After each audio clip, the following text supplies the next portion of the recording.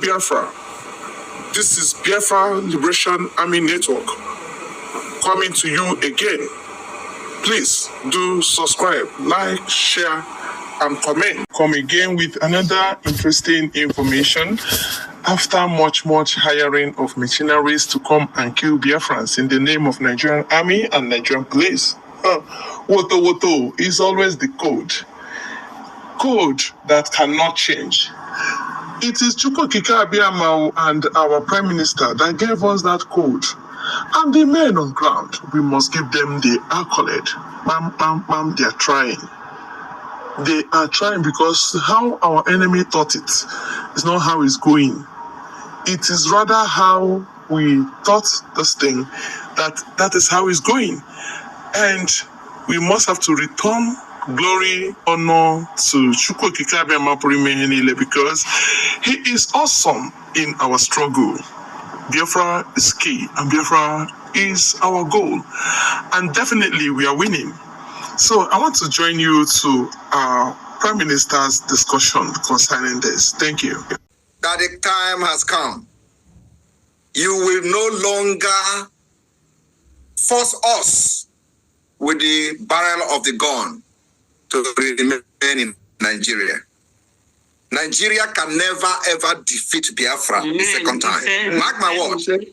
I said Nigeria will never defeat Biafra with the barrels of the gun.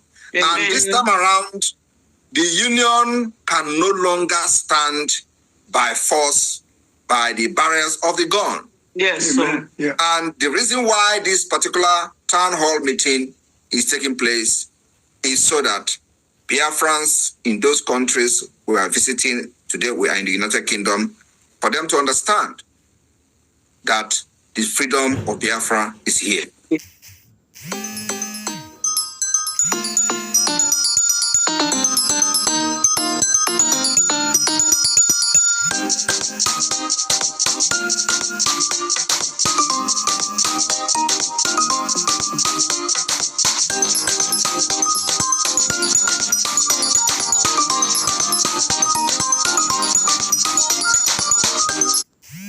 It does not matter whether you believe it or not, or will drag you into freedom.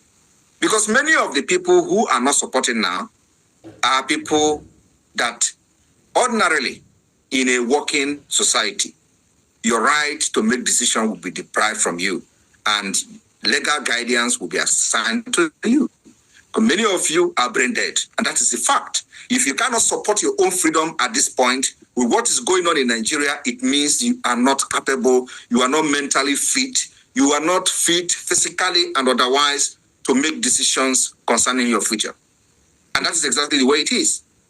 So my people in the United Kingdom, I do not want to waste time before I make a very brief speech because I can see that the spirit has overwhelmed everybody and the donation will continue. But I just want to make a little bit update as that may be the only update I will give or the speech I will make today. What we do in the government is in the open. We are not hiding anything. We are not underground or doing it secretly that, we don't want to talk so that the enemies will not copy what we are doing. We are in the open. And for the past few days, what we decided to do was to show to the enemy little of our capability. A lot of people never believed that the kind of sophisticated weapon we have today will be in Biafra land. And let me tell you, this is the beginning. The reason why you see them crying for the very first time in the history of Nigeria at the National Assembly. The reason why you see them sharing flyers of Simon Ekpa. The reason you see those terrorists who have killed us unchallenged for many years, crying today for the very first time, is because of most of those things you see on social media. We just decided to show to those who are not aware of what is happening, because it is not being reported anywhere. You can never hear in the Nigerian news that 30 armored tanks were destroyed. You can't hear it. When we say it, a lot of people think it's a joke. You can't hear that helicopter and fighter jet is bombarding Biafra territory. You can't hear it in the news. When we announce it, a lot of people think, it is, we are joking. So we decided that we will showcase some of the things that you have supported the government to be able to do in the defense, only defense. There are many things happening diplomatically. There are many things happening in many sectors of the government. There are many things going on internationally that we are yet to make public. We've engaged lobbyists, we've engaged international consultancy firms, we've engaged many things and many organizations that many people don't know about. It is part of this particular liberation phase. What we are trying to do is to make sure we put Biafra in the global stage of discussion. As soon as we continue the second stage of the self-referendum voting, a lot of things will be made public, and by then, things will begin to take shape. But the promise we are making to the Biafra people is that no terrorists will enter Biafra land and attack and go back to tell the story to those who send him. Nobody. Not those in uniform, not those in ragtag, not the non-state actors, not the state actors. We will engage them. It may not be immediately, or whoever that come to Biafra land to attack, believe me, his days is numbered. It is self-defense, the most aggressive one that the Biafra government have activated. Nigeria have killed us for ages. Mazi Nnamdi Kanu was broadcasting on Radio Biafra for many years, but because of criminals that surrounded him, that used the opportunity of Biafra, and when he called upon the people that want to fight for Biafra, many criminals embraced that call. After 8 years, he was crying for just 100 men. Nobody is talking about it anymore. There are millions of Biafrans following him, shouting, our leader, shouting Biafra, Biafra, and he was shouting 100 men. Today, you have seen the reason why he was shouting 100 men. Because almost all of them turned their back on Biafra. Almost all of them today are supporting Nigeria. Almost all of them today turn back to support those who killed them in Aba. The same people that were shouting, give us gun, we need bullet, we need gun, we need gun, today are shouting and supporting those who murdered them in Enugu. That was the reason Mazi Nnamdi Kanu was shouting for 100 men, because he couldn't see anybody. He saw that all of them are fake. When he make decision to stop election, these same people that call themselves DOS or IPOB today, which is IPOB Nigeria, there will be the same people go back to him to persuade him. After they have collected money from the governors, they will go back to him. You want to cancel election? You want to cancel election? You want to boycott election? You want them to tag us terrorists? If you boycott election, they will call you terrorists. I want to know how can stopping election as a freedom fighting movement will make you become a terrorist? Is there any relationship between stopping election as a freedom fighting movement and terrorism? How does that amount to terrorism? When you just going to tell people to stay at home, how does that amount to terrorism? We did it. Did we take our word back? The answer is no. Did we stop the election? Yes, we did. Over 25 million people who registered for election, only 4 million people voted. 20-something million boycotted the election. Are we a terrorist? The answer is no. Are we the one who killed people in Lagos for election? Not us. It was the Nigeria state, the terrorist state of Nigeria, that committed act of terrorism during the election. And that is what we try to prevent our people from becoming a victim. And many who did not listen to us fall victim of this election, the past election. Those who were killed, did anybody remember them? The answer is no. Those who were butchered in Lagos, did anybody remember them? The answer is no. Did anybody compensate their family? No, the answer is no. Did anybody, those who lost their businesses in Lagos, that their businesses were burned to ashes, did anybody compensate them? The answer, till today, the answer is no. Now I ask you, who are the terrorists? But these people deceived Onyendu for many years. If not because of the glory of God, or Mazi Nnamdi Kanu, Biafra would have lost trust in him. Because there is nothing in this world like when a man says something and doesn't stand on by it. There has been many times they declared backward election. At the dying minute, they will call it because he was under pressure by the same people who was fighting Biafra with him. He never knew then that these people were all fake until the last minute when he said, I need 100 men. I cannot see any men here. He asked, which people am I going to go to war with? People don't understand. Those genuine people today may not understand what was going on. He was shouting for 100 men. Where there are millions of people, IPOB scattered all over the world, this man was shouting for 100 men. He couldn't find any 100 men among them. Today, I promised him that when he is coming out, he will have millions of Biafrans who are genuine. And he is coming out with the Biafra flag. Believe me, Mazi Nnamdi Kanu will be released in a very historic manner. And what they want us to do is to stop Biafra struggle and begin to fight for the release of Mazi Nnamdi Kanu in place of the Biafra struggle. Because we understand this very well. We defeated that plan. Many of them today is being used. That's why you can see some people who call themselves Jewish or whatever, they will gather in their number, they will write script and give them, say, oh, Mazi Nnamdi Kanu is not here. Just go and say, don't support a referendum because Mazi Nnamdi Kanu. So they want to make Mazi Nnamdi Kanu the fight that you have to be fighting. And today, we are killing the bird. We are killing many birds with one stone. You understand the point?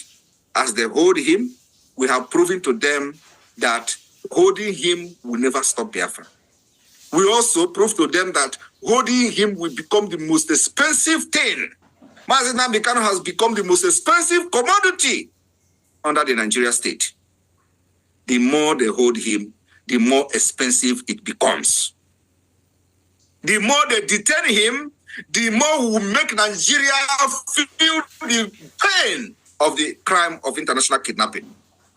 The more they hold Mazi Nnamdi Kanu in dungeon, the more Nigeria economy will go down. We will crash it. Believe me. Because it is not just about Mazi Nnamdi Kanu. It is about thousands of Biafrans who are now being detained, and many of them are dying on a daily basis. This has happened for many years. I want you to understand what Nigeria is. For those who were supporting Mazi Nnamdi Kanu, only to turn back because he was kidnapped from Kenya. Abiola was killed by Nigeria because of the interests of other Nigerians. He was killed. Today, he is in the history. This idiot from Yoruba land, under Yoruba, who called himself the son of Fela. His father was killed. Today, he is part of the history of Nigeria. His grandmother was killed. They are now part of the history of Nigeria. The worst is that the prominent men in Yoruba land many of them have been murdered by Nigeria state. But whenever they have one small opportunity, they forget them. Even to the point that a son of a victim, the guy who's supposed to be the most angered person in Nigeria today, whose father was murdered by injection, is now calling those fighting what his father did cowards. I want people to understand that Nigeria have seen, in fact, they have not seen what is coming. God will use me to end Nigeria. Mark my word. God will use me to end Nigeria. Yes, sir. For the interest of millions of people. The atrocity of Nigeria, the prayers of many people and those that were killed by hunger, those children, their cry, God to God. And God used many years to mold this Simon Ekpa. I told them from the beginning, you see, I have come to end the journey of this Biafra struggle. This year, after Biafra declaration on the 2nd of December, we will know who is going to run away from the south, south, and southeast. I have no other update to give you, but I have come to assure those criminals and terrorists in Nigeria state that God will use me to end Nigeria. And the end of Nigeria has begun. When Mazenam Bikano was preaching, he said Somali will be better than Nigeria. Are you not seeing it? The good news is that at the end, freedom will come. And the West continue to make mistake of allowing us in Africa to carry gun before they're listening to us. The mistake were done in Sudan, in Ethiopia, in Eritrea, in many places. Something that we can resolve amicably. Ordinary asking for freedom is a problem. The people will kill you for asking for your freedom. And if you don't defend yourself, your history will be gone. Will be wiped away from the surface of the earth. Mm-hmm. And today, we will not be wiped away by Nigeria. Because we have come to end it. Our forefathers paid the heaviest price of being in Nigeria, and we are not going to leave that particular price for our children unborn to pay. We will end it in this generation. So from the 2nd of December, the music will change. Nigeria don't know what is coming. We will show them that the people you killed in the 60s, we have never forgotten them. The scars is very fresh. The humiliation on our children, they were dying, and they saw all those stomach being swelled up, and they were dying in thousands on daily basis, up to 3 million. Nigeria is evil and must end. The only way to end it is when they come with AK-47, you bring your own AK-47. When they come with bomb, you bring your own bomb.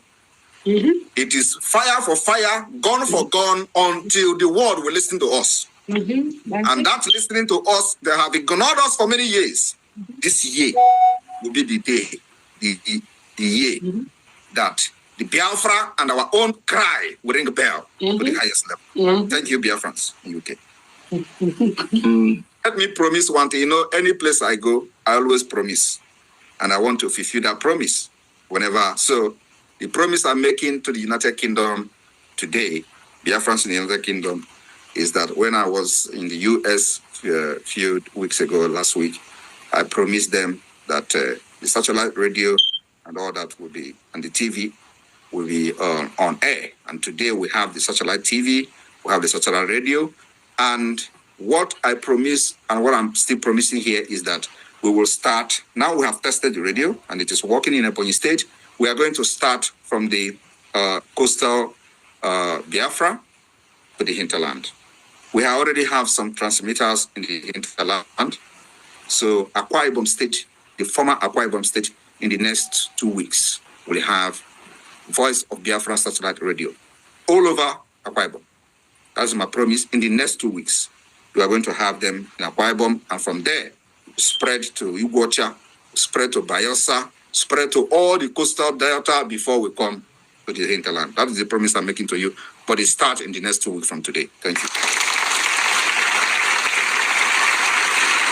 Thank you, our Prime Minister, His Excellency Ekpa Simon Njoku, Obatobie Agune Chamber. Our Prime Minister, you have spoken well. You have mentioned all the accolades, all the achievements that the Biafra Republic government in exile has achieved. In less than a year and a half, we have gone this far to make all these achievements. We thank you, we appreciate you, because we know it's not easy. Uneasy lies the head that wears the crown. But I am glad, you have been able to assemble a highly reputable government, men of steel and caliber, and a formidable team in the cabinet. Fellow Biafrans, we have heard all what our Prime Minister have said. I want to implore us to start looking forward. It is time to look ahead. And as the saying goes, with the mantra we've always held, all eyes on the rising sun. All hail the rising sun, the land of Biafra. All hail Biafra. Yes, we must reign. Because no matter how long the night lasts, the sun must shine. Even no matter how much rain falls, the sun will still shine. I'm telling you, you can't cover the sun well. You can't. You can't. It's just like pregnancy. You can't cover it. It will definitely surface. And that is it. Prime Minister, all kudos to you. God Almighty, praises to you. Hey, the men on ground, God has blessed you and will continue to shelter you. He will hide you. Anybody that wants to hit you will first of all hit the rock. And the plans and the shelter and the everything of that person will get broken into pieces. That is how it is. And he say,